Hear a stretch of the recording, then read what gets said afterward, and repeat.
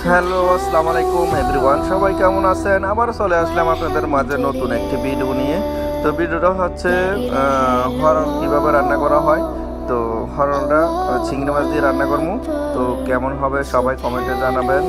তো বন্ধুরা, ভালো লাগলে ভিডিওটা শেয়ার দিবেন এবং লাইক দিবেন, কমেন্ট করবেন। তো আমিও ইনশাল্লাহ ব্যাক দিব।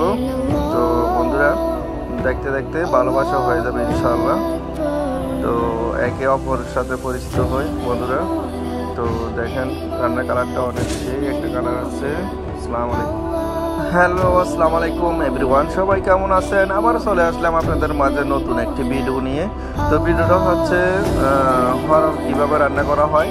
তো হরণটা চিংড়ি মাছ দিয়ে রান্না করবো। তো কেমন হবে সবাই কমেন্টে জানাবেন।